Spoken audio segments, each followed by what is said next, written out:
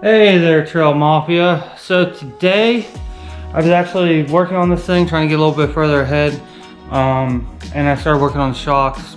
And I wasn't going to film it, but I figured this might be something that helps somebody out. So I'll go over a little bit of update on what we have on the YXZ as far as an update, some stuff I did off camera, and then we'll move into the shocks. So not a whole lot has changed. I started mounting my cameras and got that put in there. I still got to figure out where to mount the heated seat switches. Still trying to figure that out. Right here is going to be my tablet, so I can't use any of that space up. I'm considering taking out this area here, but I think it's going to be something. So I'm still looking, trying to figure it out.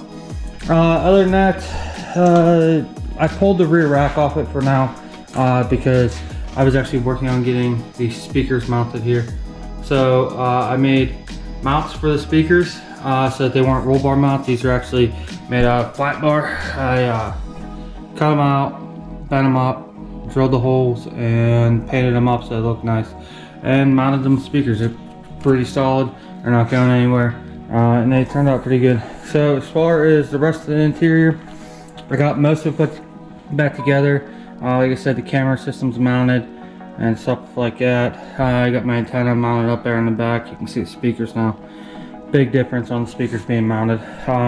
Went through, started mounting my Switch Pro panel, and got my harnesses attached and some other stuff, button up stuff in there. And then I came out here. Now you can see there's a nice big gaping hole right here. So the front shocks on the YXZ are really hard to adjust in the machine. You have to take them out, you gotta figure out a way to compress the shock and go from there. It normally ends up in a very dangerous situation when it comes to that, because compressing shocks is potentially a very dangerous situation. So I took this front panel off, pulled the shocks out, and went on from there. It's just kind of hanging out there. I didn't want to pull everything out because you got to pull the cage to do that, and it's a pain. So I just got the shocks out. There's your panel right there for it. But I got one shock there and one shock here. So these shocks are coilovers. I have the dual rate springs on them from factory, and that's what I've always had on there. But as you can see with this shock right here, this crossover is supposed to be actually touching down here, and I don't know what happened at what point, but the spring settled, I guess, and the crossover is way up at the top. So I need to get that pulled down so we can put the preload onto the main spring versus the helper spring. And then I gotta compress the helper spring a little bit, because what was happening was the helper spring was actually my entire suspension treble. It wasn't actually getting into the main spring. It was compressing the helper spring and going from there. So I went on Amazon. I got this fantastic piece of Chinese engineering. It's not the greatest, but it'll do what I need done. And the job is compress the spring so that I can move the crossover down. Right now I have a little bit of pressure on it. This is actually meant to be bolted to the floor. I did not want to drill concrete and put bolt holes, bolt anchors in, because this is something that I'm not going to use that often. So I did that. It's not going anywhere. It's pretty solid. I should probably put a piece of plywood down and set it on so it's even, because my concrete in here is not even whatsoever. The mess up on the contractor. So I sprayed them down with some lubricating spray. I think it's Dollar General, honestly, because I couldn't find my WD-40 and that's all I had here. So at this point, you're going to want to break these free, the top ring and the top ring here, so that these aren't jam nutted together. Go from there. The biggest issue I can see right now is this. The spring was rubbing in that area, and it galled up the thread. So this is going to be an interesting one, getting it down that far, because I gotta compress the spring probably to about there. So as far as tools you're going to need for this, obviously you're going to need a 14-17 take out the shock bolts on the top and bottom. They're a little bit tricky. You do not have to take the tires off. I have it just sitting up on jack to air out. and then I took the springs out. Some type of compressor for it. I tried other compressors. None of them really work that great, and you can't do it in the machine with them either way. So I got this one because at least it's stationary, it's not rolling around, it holds it for me, and it makes it a little bit easier from what I'm thinking. Honestly, it's the first time I use it, so I'm hoping it's easier. As far as tools you're going to need, I got a hammer, a chisel, a few hammers actually. I have a few of these spanner wrenches, and I have an adjustable spanner, and then a couple wrenches I need for adjusting it. Another big thing you need is a tape measure. So to make sure that you have your compression right on both sides, because then you mess up your alignment, other stuff at that point. You gotta measure the spring when it's completely decompressed. So what I am going to do is I am going to adjust it down so that it's touching right here, because this is compressed. And then I'm gonna release it, measure the length of it from the bottom here to the top of here. And at that point, that'll give me a reference number to switch over to that shock. Whenever I do that, it should allow me to pretty much put the same ratios on both sides and go from there. So I'm gonna get you guys in a tripod, and you guys can definitely watch me struggle with this one because yeah.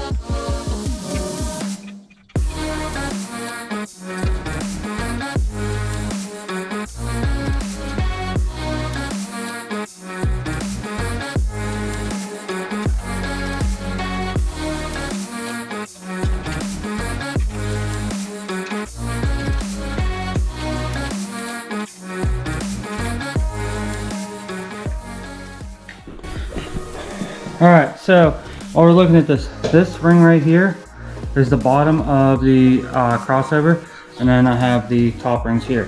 So this crossover, you can see the gap right here. So let me release this, and you can watch that gap close. As the spring compresses,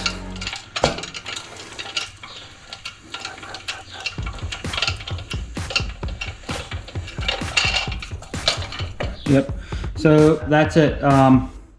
That's what I was watching. That's why I gave it the extra half-inch preload. So when I'm measuring this, I'm measuring from here to my ring right here. So get a measurement, write that down.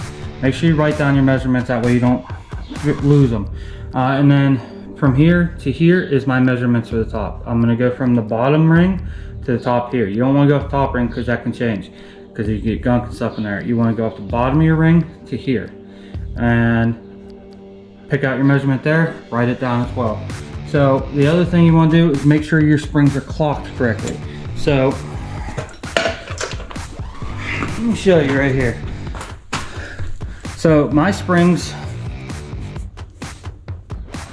are clocked correctly, actually. So you want your gap for your springs. The end of your springs to be right here beside each other. Some people will tell you 180, other ones will tell you other ways. The reason you want them to be separated is because there's going to be a misalignment here. It's not going to be straight, it'll be crooked if you're not lined up there. So you want these to be perfect so that as soon as this loses weight, this spring takes it up, and then that keeps this crossover level so it can't tilt and go all crazy. So I'm going to get this thing pulled out of this. Actually, go get a new battery for this thing, and then I will show you the difference between this one and the old one. Alright, so we're back. So we're looking over the shocks right now. One thing I noticed immediately is the one on the left is the one that we changed up. The one on the right isn't. I gotta reclock that eyelet on the bottom, and we should be good. So you can see the difference. This lock ring still has to go down. Not a big deal on that, but you can see the difference in the height right here. The compression on this shock is way better than the one on this shock. You can see the difference in the coils right here. Whenever you look at it closely, you can see these are wide space coils. These are a little bit tighter, which means there's more pressure on these coils versus those ones. As far as these go, wider coils, narrower coils. So what you want is you want pressure on the main spring, not your tender, which is exactly the opposite of what we have there. The height of the spring is not going to change because the spring only has so much throw. You're not going to put this in there and adjust it up and find out that this spring's 3 inches taller than this spring or anything like that. The spring height is the spring height. It's not going to change at all. Your spring's not going to grow by doing this. Your spring is actually just going to be able to take up more pressure and go from there. So the main issue that I thought I was going to have is right there. You can see where the crossover was rubbing and took the threads out. It actually didn't end up being an issue at all. So it actually went pretty smoothly as far as that goes. So these shocks are not cleaned at all. I should have probably did that. I didn't do that. And that's exactly what you want to work with, is clean shock, clean threads, and you want to lubricate the living crap out of them so that it all moves in accordance to each other. These actually have aluminum bodies, so that's aluminum thread, and it makes it very easy to gall up. The more mud and debris you get in there is not good. So realistically, I should have at the very least gave these a brake cleaner bath and moved on from there. But they moved easily enough, so I wasn't worried about it. If it would have got to that point, I would have cleaned them really good with a wire brush, well, probably a nylon brush, and got the threads as clean as possible, and then moved on from there. I'm not saying I'm not going to have issues with this one, because it does have a similar issue at that point right here. So at that point, this one is done. I got to clock it, and then it'll go from there. I'm going to do this one off camera and get it to a similar level. Make sure you're writing down your measurements for everything at this point. Write them down. That way you don't have to keep going back and measuring them and go from there. I have mine written on a tablet. It's somewhere in the back over there, and go from there. So I had 14 inches from the bottom plate to the bottom of the crossover, and then I had 4¼ inches from the bottom of this to the top of the shock. That's what I want to go off of, not anything else. So I'm going to recompress this, get everything straightened back out the way it should be, and then go from there and to getting it put into the buggy with the other one. And then we'll see the difference in how high it sits. Right now, this is actually tires off the ground. Well, not now, but whenever the springs are compressed, the tires are off the ground. So I will put the tops in, then work on the bottoms, or vice versa, however it works, and then set the buggy down, let the weight of the buggy come down on the springs, and see how it goes. They will settle over time. So this isn't a final deal. You may have to do a little bit of adjustment, a little fine tuning on, but you should be good. And then at that point, with your fine tuning, you can go off of your shock high speed and low speed compressions and tune them as needed. These are the Fox 2.0, I believe. I can't remember for sure. I'll have to look it up and let you know. But these are the stock shocks with the dual springs that come on the YXZ.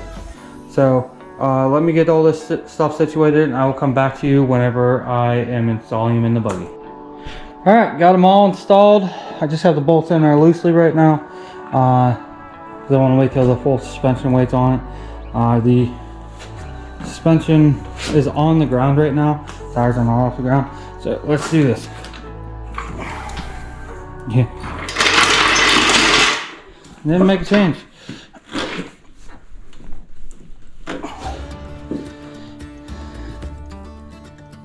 So definitely up higher.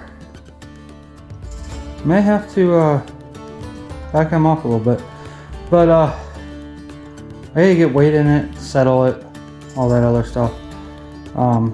So I'll come back whenever I get the suspension settled down. I'm gonna move it, put weight up and down on it, get the spring settled. All right, we're back. So I ended up settling the suspension, found out it was still too tall. It was just way too much compression on it. So I ended up pulling it out, took an inch out of compression. So my previous measurement of 13.5 went up to 14.5. And it feels pretty good. I can push up and down on it. It feels tight. I'm watching all the shocks move, and everything looks good with it. So I'm gonna get this thing put back together and get ready to start finishing this project out, because I'm ready to ride it. So thank you guys for coming out and watching my little tech tip here on some front shocks and how to adjust them. As far as everything I used today, you can find them in links in the description. They're my Amazon affiliate links where I bought all this stuff. If you would like, you can go ahead and do that. It greatly supports the channel for anybody that buys anything off of that. So I really appreciate that. The more you buy off of that, the more content I can put out. So it directly precedes the channel. So I appreciate you guys coming by. Like, comment, subscribe, and have a good one.